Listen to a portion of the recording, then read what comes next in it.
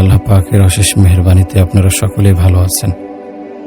শ্রদ্ধেয় ভাই ও বোনেরা, আলহামদুলিল্লাহ, সব প্রশংসা আল্লাহ পাকের। তার দরবারে অগণিত শুকরিয়া যে তিনি আমাদেরকে একটি ইসলামিক ভিডিও প্লে করার তৌফিক দিয়েছেন। রাসূল পাক সাল্লাল্লাহু আলাইহি ওয়াসাল্লাম বলেছেন, একজন লোক সালাত এমন করে ছেড়ে দেয় যে তার সময় পার হয়ে গেছে, পরে আবার তা পড়ে নিল, সেই দোজখের আগুনে পড়বে। এক হুকবা হচ্ছে ৮০ বছরের সমান, ১ বছর হচ্ছে ৩৬০ দিনে, একদিন ওখানের হচ্ছে দুনিয়ার ১,০০০ বছর, সে হিসেবে ২,৮৮,০০,০০০ বছর।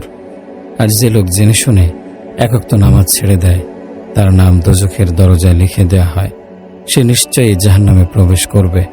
হযরত ইবনে আব্বাস রাদিয়াল্লাহু আনহু বলেন, একদিন নবী পাক সাল্লাল্লাহু আলাইহি ওয়াসাল্লাম বলেন, তোমরা এই দোয়া করো, হে আল্লাহ, আমাদের মাঝ থেকে কাউকে বঞ্চিত হতভাগা করো না। তারপর তিনি নিজেই বললেন, তোমরা কি জানো বঞ্চিত ও হতভাগা কারা? সাহাবা রাদিয়াল্লাহু তাআলা আনহুম বললেন, এ ব্যাপারে আল্লাহ এবং তার রাসূল ভালো জানেন। রাসূল সাল্লাল্লাহু আলাইহি ওয়াসাল্লাম বললেন, যারা নামাজকে ছেড়ে দেয় তারাই বঞ্চিত ও হতভাগা।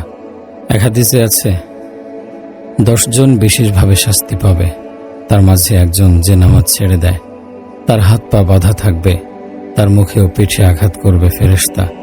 জান্নাত বলবে, তোমার সাথে আমার কোনো সম্পর্ক নেই, আমি তোমার নই, তুমিও আমার নও। দোজখ বলবে, এসো আমার কাছে এসো, তুমি আমার, আমিও তোমার। জাহান্নামে লমলম নামে একটা মাঠ রয়েছে, তাতে সাপ আছে উটের ঘাড়ের মতো মোটা, লম্বা তার 1 মাসের পথ। জুব্বুল হুজুর নামে একটি ময়দান আছে দোজখে, এটা বিচ্ছুদের আবাস, খচ্চরের মতো বড় একটা বিচ্ছু। এদের তৈরি করা হয়েছে বেনামাজিকে সবল মারার জন্যে। হাফেজ ইবনে হাজার রহমতুল্লাহি আলাইহি একটা ঘটনার কথা বলেন যে একটা মেয়ে লোকের মৃত্যু হয়েছিল, তার দাফনের কাজ করেছিল তার ভাই। হঠাৎ একটা থলে কবরে পড়ে যায়, কবর খোঁড়া হলো, সে বিস্ময়ে ভয়ে বোবা হয়ে গেল। গোটা কবর আগুনের শিখায় ভরা। তার মা বলল, মেয়েটি নামাজে অলসতা করত আর প্রায় কাজা করে দিত। আল্লাহ তাআলা আমাদেরকে এই সব ভয়ানক শাস্তি থেকে মুক্তি দেবেন নামাজ পড়ার তৌফিক দিয়ে। নামাজ এক মহান সম্পদ। আমাদের পূর্বপুরুষেরা নামাজে দাঁড়াতেন আল্লাহ তাআলার সাথে কথা বলার জন্য। আসসালাতু মিরাজুল মুমিনিন। মা আয়েশা রাদিয়াল্লাহু আনহা বলেন, রাসূল সাল্লাল্লাহু আলাইহি ওয়াসাল্লাম যখন ঘরে আসতেন তখন আমাদের সাথে সুন্দর স্বাভাবিক কথা বলতেন, কিন্তু মুয়াজ্জিনের আযান শোনা মাত্র নামাজে যাবার জন্য ব্যস্ত হয়ে পড়তেন। অস্থির, গুরুগম্ভীর কথাবার্তা বন্ধ, আমাদের যেন তিনি চিনতে পারছেন না। হযরত হাসান রাদিয়াল্লাহু তাআলা আনহু বলেন, রাসূল সাল্লাল্লাহু আলাইহি ওয়াসাল্লাম নামাজে এত বেশি সময় দাঁড়িয়ে থাকতেন যে তার পা মোবারক ফুলে যেত। কাঁদতেন অঝরে, ডুকরে ডুকরে, তার চোখের পানিতে নামাজের পাটি ভেজে যেত। হযরত আব্দুল্লাহ বিন জুবাইর রাদিয়াল্লাহু আনহু কাবা শরীফে নামাজে দাঁড়াতেন। হেরেম শরীফে কবুতরগুলো তাকে মনে করত শুকনো কাঠ দাঁড়িয়ে আছে, তার মাথার উপর এসে বসত। মহান আল্লাহ রাব্বুল আলামিনের প্রবল প্রতাপ তার চেতনাকে লুপ্ত করে দিত। হাদিসে বর্ণিত আছে, যে লোক নামাজের সুরক্ষা করবে আল্লাহ তাকে 5 ভাবে সম্মানিত করবেন। তার রুজির টানাটানি থাকবে না, কবরের শাস্তি সরিয়ে দেয়া হবে, পুলসিরাত বিজলির মতো পার হয়ে যাবে, ডান হাতে আসবে আমলনামা, বিনা হিসেবে সে যাবে জান্নাতে। আল্লাহ তাআলা এই নামাজ আমাদের পড়ার তৌফিক দিয়েছেন। যখন কোনো মুসল্লি ওযু করে, ওযুর পানির সাথে তার গুনাহগুলো ধুয়ে যায়। ইমাম আজম আবু হানিফা রহমতুল্লাহি আলাইহি ছিলেন আহলে কাশফ, তার অন্তরের চোখ খোলা ছিল। তিনি ওযুখানায় দাঁড়ানো থাকতেন। একদিন এক যুবকের উদ্দেশ্যে বললেন, এই যুবক, তুমি নামাজও পড়ছো, আবার শক্ত গুনাহে লিপ্ত রয়েছ। যুবকটি চমকে উঠল, তার গুনাহের কথা আল্লাহ ছাড়া আর কেউ জানে না। ইমাম আজম তার মনের কথা বুঝে বললেন, ওযুর পানির সাথে তোমার গুনাহ ধুয়ে যাচ্ছে, আমি দেখতে পাচ্ছি। অনেক মুসল্লির অবস্থা তিনি দেখলেন। একদিন তার নতুন ভাবোদয় হলো। তিনি রাসূল সাল্লাল্লাহু আলাইহি ওয়াসাল্লামের হাদিসে পাক সামনে আনলেন। যখন কারো অন্তরে কোনো মুসলমান সম্পর্কে খারাপ ধারণা আসে, তখন তার দোয়া কবুল হয় না। তিনি আল্লাহ তাআলার দরবারে আরজ করলেন, হে আল্লাহ, যে কাশফের কারণে আমি মুসলমানের গুনাহ দেখছি তা বন্ধ করে দাও, কারণ মুসলমান সম্পর্কে আমার ধারণা খারাপ হয়ে যাচ্ছে। কাজে ভাই, যখন মুসল্লি ওযু করে তখন তার সব গুনাহ পানির সাথে ধুয়ে যায়। ওযু করা অবস্থায় মুসল্লি যা দোয়া করে আল্লাহ সব কবুল করে নেন। যদি ইস্তিনজা থেকে পবিত্র হয়ে এই দোয়া করে, আল্লাহুম্মা নাকি কলবি মিনাশ শাক্কি ওয়ান নিফাকি ওয়াসসিহনি ফারহিনি মিনাল ফারজি মিনাল ফাওয়াহিশি, আল্লাহ তাআলা তার দোয়াকে কবুল করে নেন। বিসমিল্লাহির রহমানির রহিমের পর এই দোয়া করেন, আউযু বিকা মিন হামাযাতিশ শায়াতিন ওয়া আউযু বিকা রব্বি ইহদুরুন। দুই হাত ধোয়ার সময় দোয়া করবেন, আল্লাহুম্মা ইন্নী আসআলুকাল ইয়ুমনা ওয়াল বারাকাতা ওয়া আউযু বিকা মিনাস সাওমি।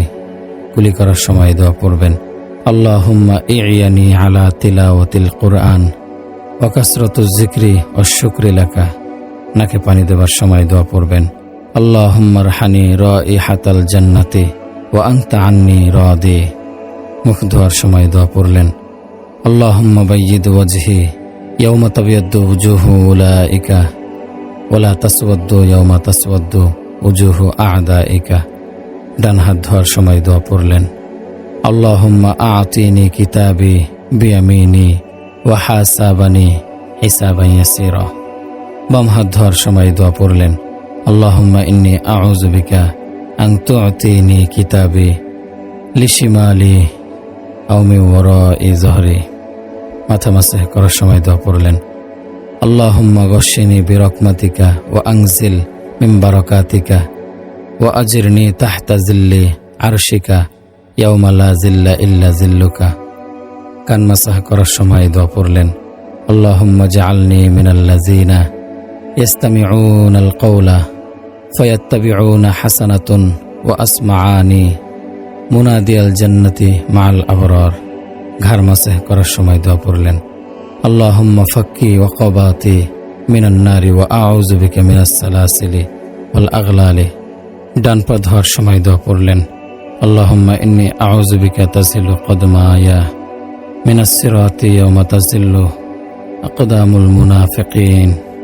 আশহাদু আল্লা ইলাহা ইল্লাল্লাহু ওয়াহদাহু লা শারীকা লাহু ওয়া আশহাদু আন্না মুহাম্মাদান আবদুহু ওয়া রাসূলুহু সুবহানাকা ওয়া বিহামদিকা লা ইলাহা ইল্লা আনতা আলিমতু সুই ওয়া যালামতু নাফসি আস্তাগফিরুকা ওয়া আসআলুকা আত-তাওবাতু ফাগফির লি ওয়া তুব আলা ইন্নাকা আনতাত তাওয়াবুর রহিম। আল্লাহ চান তো তার সবকটা দোয়া কবুল হয়ে যায়। এভাবে আরও দোয়া রয়েছে। ওযুর সময় যে কটি দোয়া করা হয় সবই আল্লাহ তাআলা কবুল করে নেন। এরপর মুসল্লি মসজিদের দিকে এগিয়ে আসে, তার প্রতিটি পা রাখায় একটি করে গুনাহ মাফ হয়ে যায়, একটি করে নেকি লেখা হয়। যখন সে মসজিদের দরজায় ডান পা রাখে আর বলে, আল্লাহুম্মা আফতাহ লি আবওয়াবা রাহমাতিক, হে আল্লাহ তুমি আমার জন্য তোমার রহমতের দরজাগুলো খুলে দাও, আল্লাহ তাআলা তার জন্য রহমতের সবকটা দরজা খুলে দেন। রহমত তাকে ঘিরে নেয়। সে নামাজের জন্য অপেক্ষা করে, আল্লাহ তাআলা তাকে নামাজের সওয়াব দিতে থাকেন। সে নামাজের জন্য অপেক্ষা করে, আল্লাহ তাআলা তাকে নামাজের সওয়াব দিতে থাকেন। ইমাম সাহেব নামাজ শুরু করেন, মুসল্লি তার সাথে তাকবীর বলেন। ইমাম সাহেবের সানা তাসাউফ, ইমাম সাহেবের সানা তাউজ তাহমিদ শেষ হবার আগেই সানা তাউজ তাহমিদ শেষ হয়েছে, সে তাকবীরে উলা পেল। রাসূল সাল্লাল্লাহু আলাইহি ওয়াসাল্লাম বলেন, যে লোক আল্লাহর জন্য প্রথম তাকবীরের সাথে 40 দিন নামাজ পড়বে তাকে দুটো পুরস্কার দেয়া হয়, দোজখ থেকে মুক্তির আর মুনাফিকি থেকে নিষ্কৃতি। নামাজের প্রথম তাকবীর যে পাবেন সে যেন দুনিয়া ও তার মাঝে যা কিছু আছে তার চেয়ে উত্তম জিনিস পেলেন।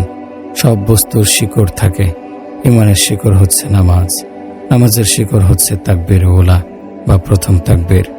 নামাজি যখন আল্লাহু আকবার তাকবীর বলে তা আকাশ ও ভূপৃষ্ঠের প্রতিটি সৃষ্টিকে খুশি করে দেয়। যে প্রথম তাকবীর পেল সে যেন আল্লাহর পথে 1000 উট সদকা করে দিল। বান্দা যখন নামাজে দাঁড়িয়ে যায় তখন তার উপর নেকির বৃষ্টি ঝরে পড়ে, আসমানের সব দরজা খুলে দেয়া হয়। আল্লাহ তাআলা তার বান্দার মাঝে রয়েছে 70,000 রহস্যময় রুহানি পর্দা, সব একে একে খুলে যায়। দীর্ঘক্ষণ নামাজে দাঁড়িয়ে থাকার অভ্যাস করলে ওই বান্দার মৃত্যু কষ্ট দূর হয়ে যাবে, পুলসিরাত পার হওয়া সহজ হবে।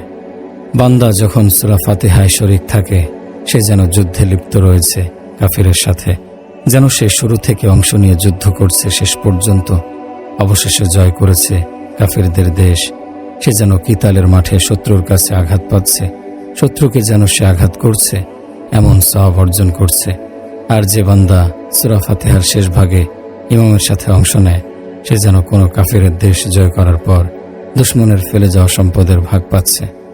বান্দা তার শরীরের ওজন সমান নেকি পায় যখন সে রুকুতে থাকে, রুকুর তাসবিহ আদায় করছে, তখন সে যেন তাওরাত, জাবুর, ইনজিল ও কোরআন তেলাওয়াত করে খতম দিয়েছে। সে যখন রুকু থেকে ওঠে, দোয়া পড়ে, আল্লাহ তাআলা তাকে বিশেষ দয়ার দৃষ্টিতে দেখেন। যখন সিজদায় যায়, সে যখন রুকু থেকে ওঠে, দোয়া পড়ে, আল্লাহ তাআলা তাকে বিশেষ দয়ার দৃষ্টিতে দেখেন। যখন সিজদায় যায়, তখন সে আল্লাহ তাআলার সবচেয়ে বেশি নৈকট্য হাসিল করে। রাসূল সাল্লাল্লাহু আলাইহি ওয়াসাল্লাম বলেন, ওই সময় তোমরা বেশি দোয়া করো। একটি সিজদা আসমান ও জমিনের মধ্যে যা কিছু আছে তার চেয়ে উত্তম। নবী করিম সাল্লাল্লাহু আলাইহি ওয়াসাল্লাম বলেন, তোমরা যদি জান্নাতে আমার সাথে থাকতে চাও, তাহলে বেশি বেশি করে সিজদা করো। সিজদায় পড়ে থাকা আর আল্লাহর সামনে জমিনে কপাল রাখা আল্লাহর কাছে সবচেয়ে প্রিয়। নামাজি যখন সিজদা করে, তখন সে সমস্ত জিন ও মানব সন্তানের সওয়াব পায়। আর একবার সিজদার তাসবিহ পড়লে একটা গোলাম মুক্ত করে দেওয়ার সওয়াব পায়। মাহসান ইবনে তালহা রাদিয়াল্লাহু আনহু বলেন, আমি রাসূল সাল্লাল্লাহু আলাইহি ওয়াসাল্লামের কৃতদাস হযরত সাওবানের সাথে দেখা করলাম। বললাম, এমন একটা আমলের কথা বলে দেন যা আমাকে সহজে বেহেশতে প্রবেশ করাতে সাহায্য করে। তিনি চুপ। আমি আবার শোধালাম। তিনি চুপ। আমি আবার প্রশ্ন করলাম। তিনি বললেন, আল্লাহর উদ্দেশ্যে বেশি করে সিজদা করো। একটা সিজদা তোমাকে জান্নাতে একটি করে মর্যাদায় উন্নীত করবে, একটি করে গুনাহ ক্ষমা করে দেবে। নবী পাক সাল্লাল্লাহু আলাইহি ওয়াসাল্লাম বলেছেন, আত্তাহিয়াতুর মধ্যে আঙ্গুলের ইশারা শয়তানের জন্য তার উপর তলোয়ারের বর্ষা মারার চেয়ে মারাত্মক। রাসূল সাল্লাল্লাহু আলাইহি ওয়াসাল্লাম বলেন, যে আমার উপর দরুদ পড়বে এবং বলবে, আল্লাহুম্মা সাল্লি আলা মুহাম্মাদিন ওয়া নাজ্জিলহুল মাকআদাল মুকাররাবা ইনদাকা ইয়াউমাল কিয়ামাতি মানিত। হে আল্লাহ, তুমি হযরত মুহাম্মদ সাল্লাল্লাহু আলাইহি সাল্লামের উপর দয়া করো, তাকে কিয়ামতের দিন তোমার কাছের আসন দান করো। তার জন্য সুপারিশ করা আমার উপর ওয়াজিব। মুসল্লি যখন আত্তাহিয়াতুতে বসে, তখন সে তিনজন মহান নবী হযরত আইয়ুব, হযরত ইয়াকুব ও হযরত ইয়াহইয়া আলাইহিস সালামের ধৈর্যের সওয়াব পায়।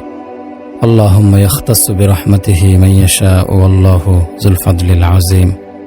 আল্লাহ তাআলা যাকে ইচ্ছা দান করেন, তার বিশেষ দয়া। তিনি দয়ালু, যত খুশি তিনি দান করেন। মুসল্লি যখন নামাজ শেষ করে সালাম ফেরায়, তখন আল্লাহ তাআলার বেহেশতের 8টা দরজা খুলে দেন আর বলেন, বান্দা, তুমি যে কোনো দরজা দিয়ে ইচ্ছা বেহেশতে প্রবেশ করো। আল্লাহ তাআলা এমন মহান আমল করার তৌফিক আমাদেরকে দান করুন। কেউ যদি 1 সা বা 24 থেকে 25 মিনিট সময় দ্বীনি আলোচনা শোনে, আল্লাহ তাআলা তাকে 60 থেকে 70 বছর বেরিয়া কবুল ইবাদতের সওয়াব দান করেন। বেরিয়া ইবাদত মানে হচ্ছে এমন ইবাদত যা অন্য কাউকে দেখানোর ইচ্ছা পোষণ করা হয়নি। কথিত আছে, হযরত ঈসা আলাইহিস সালামের জামানায় একজন রাহেব সন্ন্যাসী জঙ্গলের এক গুহায় আল্লাহ তাআলার উপাসনার জন্য বসে যায়। নির্জনতার ভিতর সময় চলে ইবাদত ও বন্দেগীতে। এই জগতের মানুষের থেকে ধীরে ধীরে পুরোপুরি আলাদা হয়ে গেলেন তিনি। একসময় ভুলেও গেলেন এই পৃথিবীর কথা। নির্জন গুহার চারপাশ ঘিরে জমে উঠল লতাপাতা, গাছপালা। 13 বছর পর একদিন এক কাক হঠাৎ পথ ভুলে ঢুকে পড়ল এই গুহায়। ঢুকে পড়েছে ঠিকই, কিন্তু বেরোনোর পথ খুঁজে পাচ্ছে না। তার কাকার রব বেড়েই চলল। কাকের স্বর চিৎকারে ধ্যান ভেঙে গেল রাহেবের। দীর্ঘ 13 বছর মুহূর্তের জন্য আল্লাহ থেকে আলাদা হননি। আল্লাহ থেকে আলাদা হয়নি। আজ কাক তার সর্বনাশ করে দিল। আল্লাহ থেকে বিচ্ছিন্ন হয়ে দিশেহারা হয়ে পড়লেন। এদিক ওদিক তাকিয়ে দেখলেন কাকটিকে। সব রাগ গিয়ে পড়ল কাকের ওপর। বিরক্তিভাবে তাকালেন কাকের দিকে। পর মুহূর্তেই জমে গেলেন পাথরের মতো। কাকের শরীরে ধরে গেছে আগুন, ঝলসে গেছে সে। কালো পোড়া কয়লার মতো দেহ কোলে এসে পড়ল রাহেবের। দিশেহারা হয়ে পড়লেন তিনি ভয়ে ও দুশ্চিন্তায়। তবে কি আমার কোনো পাপ হয়ে গেল? নারাজ হয়ে গেলেন আল্লাহ তাআলা। তিনি চিৎকার করে কেঁদে উঠলেন, হে আল্লাহ, এ কি হলো? তুমি কি আমার উপর অখুশি হয়ে গেলে? নইলে নিরীহ কাক মারা পড়ল কেন? সমস্ত ওলি ও বুজুর্গ সন্ত্রস্ত তটস্থ থাকেন আল্লাহর ভয়ে সদা সর্বদা। সবসময় রাসূল সাল্লাল্লাহু আলাইহি সাল্লামের সাথে হযরত আব্দুল্লাহ বিন মাসউদ রাদিয়াল্লাহু তাআলা আনহুর ছিল গভীর সম্পর্ক। অন্যান্য সাহাবা রাদিয়াল্লাহু আনহু তাকে রাসূল সাল্লাল্লাহু আলাইহি ওয়াসাল্লামের আত্মীয় মনে করতেন, কারণ তিনি নবী করিম সাল্লাল্লাহু আলাইহি ওয়াসাল্লামের আত্মীয়ের মতোই অবাধে যাতায়াত করতেন। রাসূল সাল্লাল্লাহু আলাইহি ওয়াসাল্লাম তার সম্পর্কে বলেন, কেউ যদি কোরআন পাক যেভাবে অবতীর্ণ হয়েছে সেভাবে পড়তে চায়, সে যেন আব্দুল্লাহ ইবনে মাসউদ রাদিয়াল্লাহু আনহুকে অনুসরণ করে। তিনি আরও বলেন, ইবনে মাসউদ রাদিয়াল্লাহু তাআলা আনহু যা বলবে তা তোমরা সত্য মনে করবে। আবু উমার শাইবানী রাদিয়াল্লাহু তাআলা আনহু বলেন, রাসূল সাল্লাল্লাহু আলাইহি ওয়াসাল্লামের সাথে এত বড় সম্পর্ক থাকার পরও তিনি কখনো এমন বলেননি যে নবী করিম সাল্লাল্লাহু আলাইহি ওয়াসাল্লাম বলেছেন, যদি কখনো তা বলে ফেলতেন তাহলে তার দেহে কাঁপুনি এসে যেত। আমর বিন মাইমুন রাদিয়াল্লাহু তাআলা আনহু বলেন, এক বছরের মাঝে একবার তিনি বলে ফেলেছিলেন, নবী করিম সাল্লাল্লাহু আলাইহি ওয়াসাল্লাম ইরশাদ করেছেন। তিনি বলার সাথে সাথে তার দেহ কেঁপে উঠল, চোখ পানিতে ভরে গেল, কপালে দেখা দিল ঘাম। দিল্লির একজন আলিম ও বুজুর্গ তার মাদ্রাসায় বসে হাদিসের দর্স দিচ্ছেন। এমন সময় দরজা দিয়ে ঘরে ঢুকে পড়লেন এক শীর্ণকায় লোক, গায়ে চাদর। খুব দ্রুত পা ফেলে তিনি এগিয়ে এলেন বুজুর্গের কাছে, হাঁটু গেড়ে বসে পড়লেন। বুজুর্গের কানের কাছে নিয়ে গেলেন মুখ, কি যেন বললেন। ছাত্ররা অবাক হয়ে দেখল তাদের উস্তাদের নুরানি চেহারা কালো হয়ে গেল, দেহ হয়ে গেল নিথর, মৃদু কাঁপুনিও দেখা দিল তার শরীরে। শুকনো লোকটা তার চাদর পরিয়ে দিলেন এই আলিমকে, নিজে লম্বা হয়ে শুয়ে মাথা রাখলেন বুজুর্গের কোলে। দর দর করে ঘামছেন উস্তাদ, কথা নেই। ছাত্ররা অবাক হয়ে দেখছে, বোঝা যায় তাদের ওস্তাদ কি এক অজানা ভয়ে প্রকম্পিত, যেন বজ্রপাত হয়েছে তার উপর। কিছু সময় পর সেই চিকন মানুষটা মাথা উঠালেন, পরে নিলেন চাদর, কাউকে কিছু না বলে বের হয়ে গেলেন দমকা বাতাসের মতো, যেন ঘাম দিয়ে জ্বর ছাড়ল আলিমের। দীর্ঘশ্বাস ফেললেন খানিকক্ষণ, তারপর আচমকায় বেহুশ হয়ে গেলেন। যখন হুঁশ ফিরল, ছাত্ররা হুমড়ি খেয়ে পড়ল তার উপর প্রচণ্ড কৌতূহলে। হুজুর, ব্যাপারটা কি? ওই বৃদ্ধ লোকটি কে? কেন এসেছিল? কি দরকার? চাদর কেন পড়ালো? কানে কানে কি বলেছিল? আপনার কোলে মাথা রেখে ঘুমালো কেন? আপনি জ্ঞান হারালেন কেন? এক ঝাঁক প্রশ্ন করে বসল ছাত্ররা। তিনি বললেন, ওই জীর্ণ শীর্ণ মানুষটি এই শহরের কুতুব। মানুষের রুহানি দায়িত্ব পালন করতে গিয়ে অনেক দিন পর্যন্ত ঘুমাতে পারেননি, কারণ তার ভয় তিনি ঘুমিয়ে পড়লেই অসংখ্য মানুষের ক্ষতি হয়ে যাবে। এদিকে বড় ঘুম পেয়েছে তার, কিন্তু কে তার দায়িত্ব নেবে? তো গোটা শহর খুঁজে আমাকে পেল। ওই দায়িত্বের কথা আমার কানে শোনাতেই আল্লাহর ভয়ে আমি কাঁপতে লাগলাম। ঘাম দেখা দিল, চাদরটা পরিয়ে দিতেই মনে হলো 7 আসমান ভেঙে পড়ল আমার ওপর। তিনি চলে যেতে আমি ভয়ে জ্ঞান হারালাম।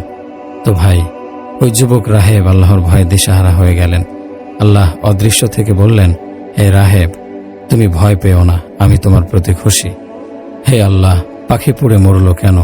রাহেব ভয়ার্ত কণ্ঠে জিজ্ঞেস করলেন, তুমি যে 13 বছর ধরে আমাকে ডেকে চলেছ, আজ আর তুমি তোমার নেই। তোমার দেখা আমারই দেখা। তুমি বিরক্তির নজরে কাককে দেখনি, আমি দেখেছি।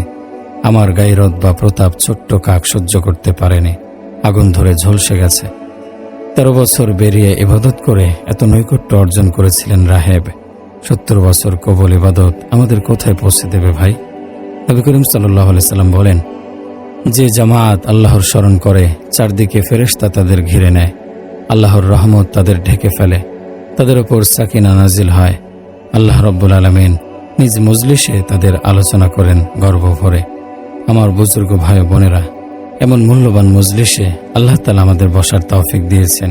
মজলিসের চারদিকে ফেরেশতা নাজিল হয়েছে। তাদের একদল দোয়া করছেন আল্লাহুম্মা গফিরহুম, আরেক দল দোয়া করছেন আল্লাহুম্মা রহামহুম, মানে হে আল্লাহ, তুমি এদের পাপ রাশিকে ক্ষমা করো।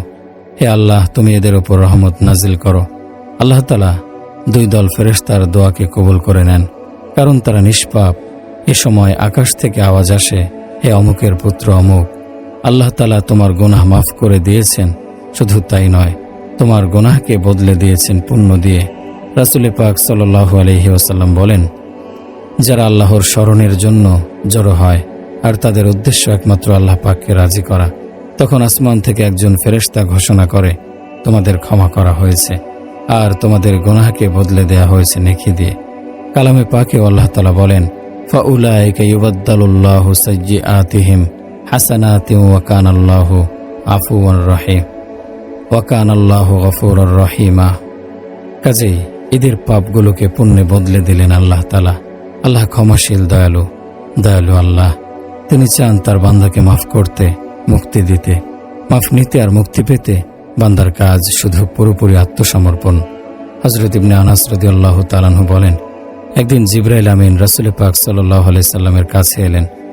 সেদিন তিনি রাসূল পাক সাল্লাল্লাহু আলাইহি সাল্লাম খুব মন খারাপ করেছিলেন। জিবরাইল আমিন বললেন, আল্লাহ তাআলা আপনাকে সালাম পাঠিয়েছেন আর জিজ্ঞেস করেছেন আপনার কি কষ্ট।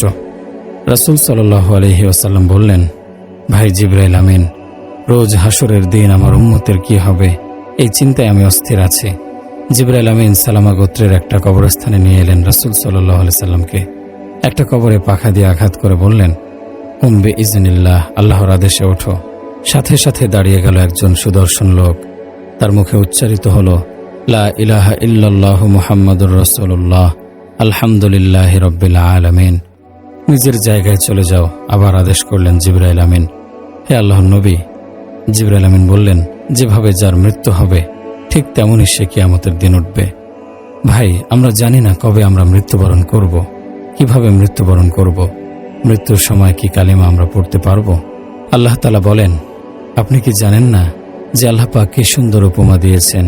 কালিমা তাইয়্যিবা যেন একটি পবিত্র বৃক্ষ, যার শিকড় জমিনের ভেতর আর তার শাখা প্রশাখা উঠে গেছে আকাশের ওপর।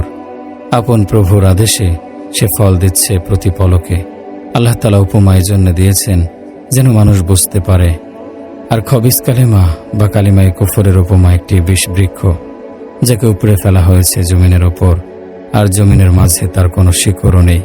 হযরত ইবনে আব্বাস রাদিয়াল্লাহু তাআলা আনহু বলেন, কালিমায়ে তাইয়্যিবার মানে কালিমায়ে শাহাদাত, আশহাদু আল্লা ইলাহা ইল্লাল্লাহ, যার শিকড় মুমিনের মনে আর তার শাখা প্রশাখা আকাশ পর্যন্ত, যার জন্য মুমিনের আমল আকাশ পর্যন্ত পৌঁছে যায়।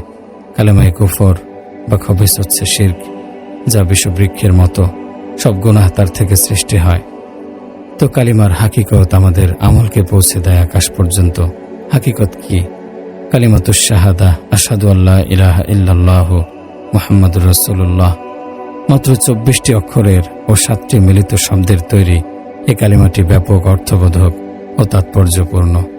এই কালিমার ব্যাখ্যার মাঝে রয়েছে এই পৃথিবীর সব সমস্যার সমাধান। এই কালিমার যাত্রা শুরু হলো মানব মনের সবচেয়ে জরুরি প্রশ্নের উত্তরের মাধ্যমে, তা হচ্ছে প্রভুত্ব কার, মানুষের না আল্লাহর? এটা এমনই এক প্রশ্ন যার সাথে ভাষা, জন্মসূত্র, ধর্ম, গোত্র, বর্ণ, দেশ ও কাল এর কোনোটারই সম্পর্ক ছিল না। এর সম্পর্ক ছিল ইনসানিয়াত বা মানবতার।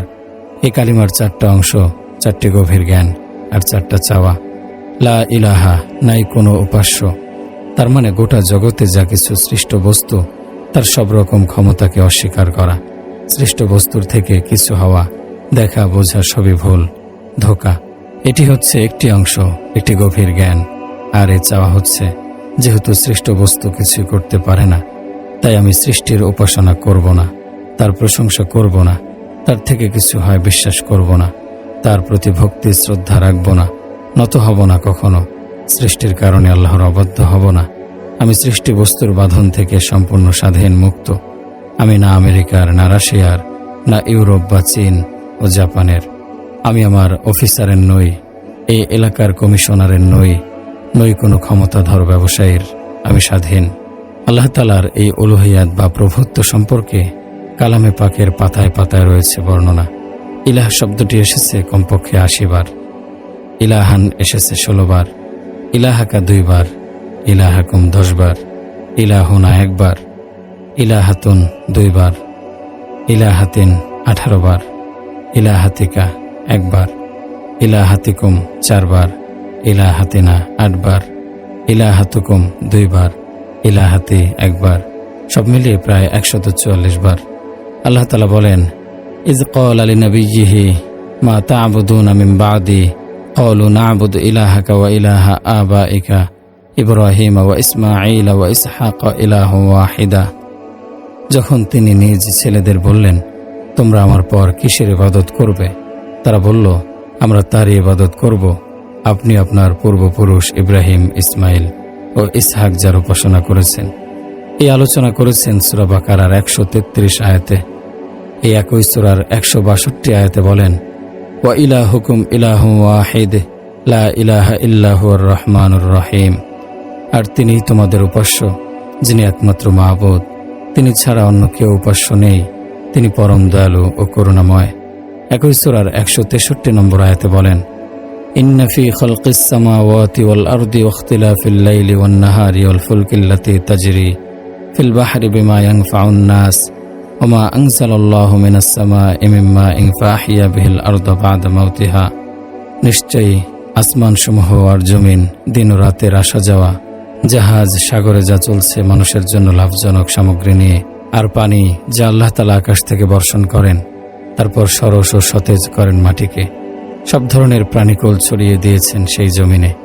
বায়ুর পরিবর্তন আর মেঘের মাঝে যা আকাশ ও মাটির মাঝামাঝি বন্দী থাকে, এসব তার সৃষ্টির প্রমাণ, যা জানে শুধু জ্ঞানীরা।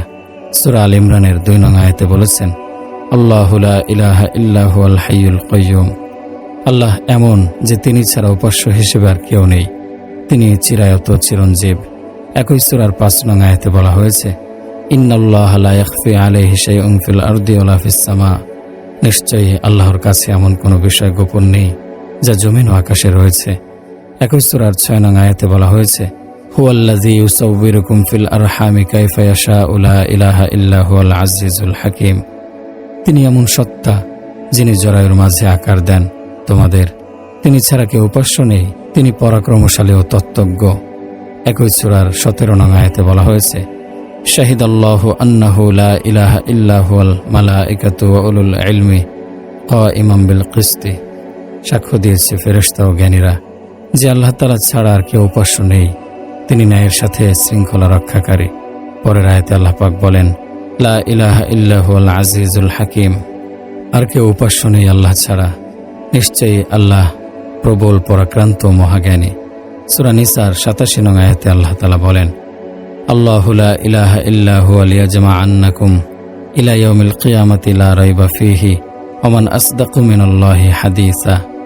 আল্লাহ এমন যে তিনি ছাড়া কেউ উপাস্য হবার যোগ্য নেই, তিনি নিশ্চয়ই কায়েম করবেন কিয়ামতের দিন, যাতে কোনো সন্দেহ নেই। আল্লাহ তাআলার চেয়ে বেশি সত্য আর কার কথা হবে। এই সূরার 117 নং আয়াতে আল্লাহ তাআলা বলেন, ওয়ালা তাকুলু সালাসাতা ইনতাহু খায়রাল লাকুম ইন্নামাল্লাহু ইলাহু ওয়াহিদ সুবহানাহু ইয়াকুনা লাহু ওয়ালাদ।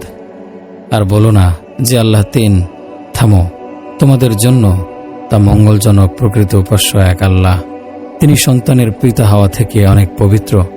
সূরা আনআমের 46 নং আয়াতে আল্লাহ তাআলা বলেন, আপনি বলুন, আচ্ছা বলো তো, যদি আল্লাহ তোমাদের শোনার ও দেখার শক্তি কেড়ে নেন আর তোমাদের অন্তরগুলোতে যদি মেরে দেন মোহর, তখন আল্লাহ ছাড়া আর কে আছে তা তোমাদের ফিরিয়ে দেন।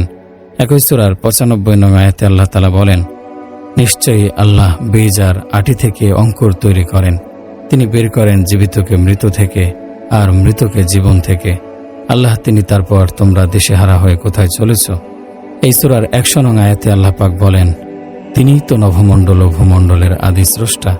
আল্লাহর ছেলে কি করে হতে পারে যার কোনো সঙ্গিনী নেই? তিনি সৃষ্টি করেছেন সবকিছু, আর সব ব্যাপারে তিনি জ্ঞান রাখেন পুরোপুরি। 102 নং আয়াতে বলেন, তিনিই তো আল্লাহ, নেই কোনো প্রভু তিনি ছাড়া, সবকিছুর স্রষ্টা তিনি, তারই উপাসনা করো তোমরা। তিনি প্রতিটি সৃষ্টির উকিল, কর্মসম্পাদক। 106 আয়াতে আল্লাহ পাক বলেন, আপনি সেই রাস্তা ধরে চলেন যা আপনার প্রভুর তরফ থেকে আসে, তিনি ছাড়া আর কেউ উপাস্য নেই, আর মুখ ফিরিয়ে নিন অংশীবাদীদের দিক থেকে। সূরা আল আরাফের 59 নং আয়াতে আল্লাহ তাআলা বলেন, আমি নূহকে তার সম্প্রদায়ের কাছে পাঠালাম, তিনি তাদেরকে বললেন, হে আমার জাতি, তোমরা শুধু আল্লাহর ইবাদত করো, তিনি ছাড়া তোমাদের কোনো উপাস্য নেই। একই সূরার 65 নং আয়াতে আল্লাহ বলেন, আমি আদ জাতির কাছে পাঠালাম তাদের ভাই হুদকে, সে বলল, হে আমার জাতি, তোমরা আল্লাহ তাআলার ইবাদত করো, তিনি ছাড়া কেউ উপাস্য নেই। একই সূরার 73 নং আয়াতে আল্লাহ তাআলা বলেন, সামুদ জাতির কাছে পাঠিয়েছি তাদের ভাই সালিহকে, সে বলল, হে আমার জাতি, তোমরা আল্লাহর আরাধনা করো, তিনি ছাড়া আরাধ্য আর কেউ নেই। একই সূরার 85 নং আয়াতে বর্ণিত আছে, মাদিয়ানদের কাছে তাদের ভাই শোয়েবকে পাঠালাম, সে বলল, হে আমার জাতি, তোমরা আল্লাহর আরাধনা করো, তিনি ছাড়া তোমাদের আর কেউ উপাস্য নেই। একই সূরার 100 নং আয়াতে আল্লাহ তাআলা বলেন, আপনি বলে দিন, হে মানব, তোমাদের সবার কাছে আমাকে পাঠিয়েছেন আল্লাহর রাসূল হিসেবে সে আল্লাহ যিনি আকাশ ও জমিন সমূহের উপর নিয়ন্ত্রণ রাখেন। তিনি ছাড়া অন্য কেউ উপাস্য নন। তিনি জীবন ও মৃত্যুর বিধানদাতা। সূরা তাওবার ৩১ নং আয়াতে আল্লাহ বলেন, তারা আল্লাহকে ছেড়ে নিজেদের আলিম ও ধর্মযাজকদেরকে প্রভু মেনেছে, আর মারিয়ামের পুত্র মসিহকেও। অথচ তাদের উপর আদেশ এই যে তারা শুধু আল্লাহর ইবাদত করবে, তিনি ছাড়া অন্য কেউ উপাস্য নেই।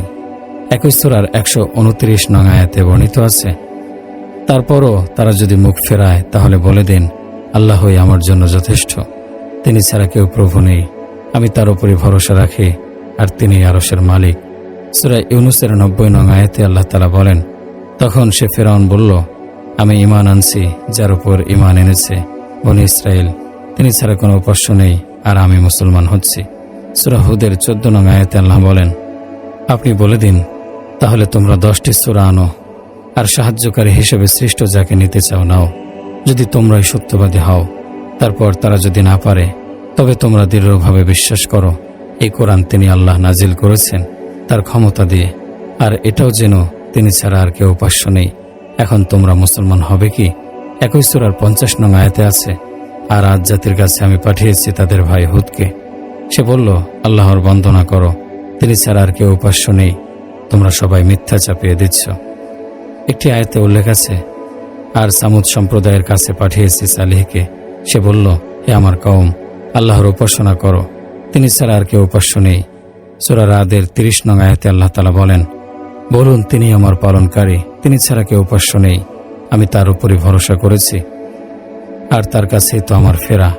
সূরা ইব্রাহিমের ৫২ নং আয়াতে আল্লাহ তাআলা বলেন, মানুষের জন্য এটা একটি খবর যে তারা এতে ভয় পায় আর জানতে পারে যে আরাধ্য তিনি এক, যেন জ্ঞানীরা আলোচনা আর ভাবনা করে। সূরা আন-নাহলের ২ নং আয়াতে এভাবে এসেছে, আল্লাহ তাআলা বলেন, তিনি ফেরেশতাদেরকে তার হুকুম দিয়ে পাঠান বান্দাদের মাঝে যার কাছে ইচ্ছা, এই কথা নিয়ে যে হুঁশিয়ার করে দাও, আমি ছাড়া কেউ উপাস্য নেই, আমাকে ভয় করো।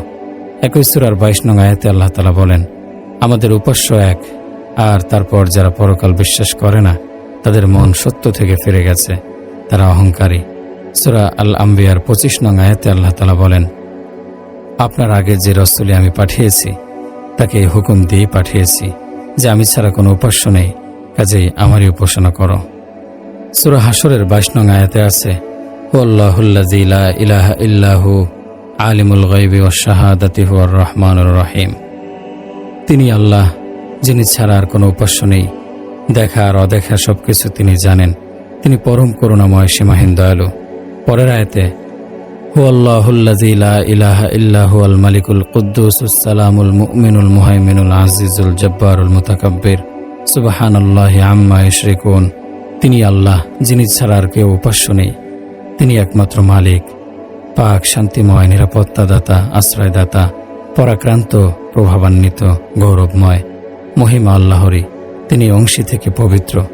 তারপর বলেন, ওয়াল্লাহুল খালিকুল বারিউল মুসাউবিরু লাহুল আসমাউল হুসনা ইউসাব্বিহু লাহু মা ফিস সামাওয়াতি ওয়াল আরদ ওয়া হুয়াল আজিজুল হাকিম। তিনি আল্লাহ, যিনি স্রষ্টা, উদ্ভাবক, রূপদাতা, সুন্দরতম নামগুলো তারই। আকাশ আর পৃথিবীতে যা কিছু আছে সবই তার পবিত্রতা ঘোষণা করে। তিনি প্রবল, পরাক্রান্ত, প্রাজ্ঞ। সূরা তাগাবুনের ১৩ নং আয়াতে আল্লাহ পাক বলেছেন, আল্লাহু লা ইলাহা ইল্লা হুয়া ওয়া আলাল্লাহি ফালিয়াতাওয়াক্কালিল মুমিনুন।